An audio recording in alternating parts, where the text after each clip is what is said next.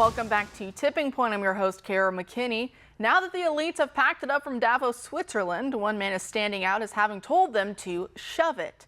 You may be thinking that man is Javier Milei, the new president of Argentina. But my next guest argues not quite. While Milei definitely has some important arguments to offer, and the way in which he delivers it to the elites who are usually insulated from such criticisms can be hilarious to watch, that doesn't mean that he's entirely correct all the time. Well, who can be?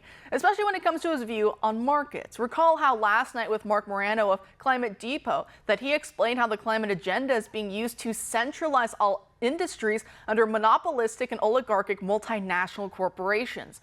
COVID served a similar purpose for them. Mom and pop shops as well as small regional hospitals went under due to the financial stress and were gobbled up by gigantic companies. This alone shows us that business in and of itself is not the ultimate check on government that many say it is, Milei included. The two are not all that opposed. During the Cold War era, you could try and make that argument, as the Cold War is often framed as capitalism versus communism, private business versus government control, in other words. But not anymore. Some of the worst aspects of our current Marxist-tinged cultural revolution are being financed and advertised by big business. Oftentimes, it's big business pressuring the consumer and their representatives on policies that ultimately serve them. So while capitalism and market influences are the best economic systems we have, and it has done so much to lift people up and out of poverty, we can't ignore the fact that there are cons inherent in it too. That market forces are inherently revolutionary. They are not stable. The idea is to constantly undo and to remake what currently exists, and then to create needs in people that they may not have had before in order to sell them something. Again, there are pros and cons with that. I'm not saying to entirely dispense with that economic framework, but we have to be more aware in our understanding that unleashing market forces will not magically turn back the tide of wokeism on its own.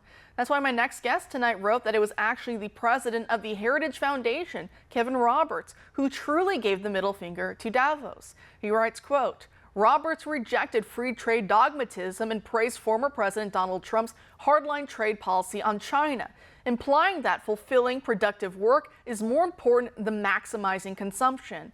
He called for immigration restrictions to defend the American way of life, implying that people are more than fungible worker drones and nations are more than economic zones. And most importantly, he defended the basic biological reality of manhood and womanhood. With that last assertion, he affirmed that there ought to be limits on human desires and on the ability of markets to satisfy those desires.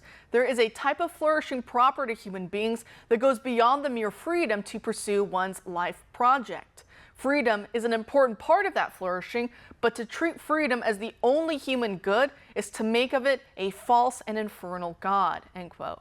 Joining us now to discuss his article is Grayson Quay, the news editor for the Daily Caller. Grayson, thanks for being here tonight. Thanks for having me back, Kara. Grayson, there's a lot to talk about here, and I know this conversation may make some viewers uncomfortable because it's not an easy binary, right? A free market rating good or bad. There are shades of gray here, but if you could explain the differences between Milei's approach to the economy, a very libertarian one, and then the president of the Heritage Foundation's approach for us. Well, I think on the whole, Milei is probably a positive good for Argentina. Their currency is a mess. They're badly in need of some shock therapy. But he has a very simplistic way of viewing the world, in my opinion. He says at one point in his speech, if you are making money, it's because you're making a product that is better or cheaper than your competitors, and you are therefore contributing to human flourishing. And if that falls apart under the slightest little bit of scrutiny.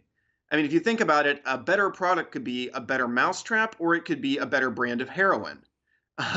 Better implies the question, better at what? There are certain ends for human beings that are good and certain that are not.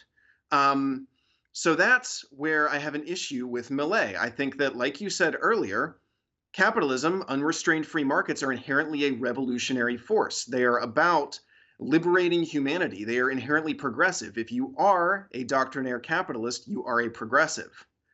So that was why I preferred what Kevin Roberts had to say, because he had an awareness that, like you quoted, there is a certain type of flourishing that is proper to human beings, and that sometimes that requires taking a stand against what the free market might serve to us.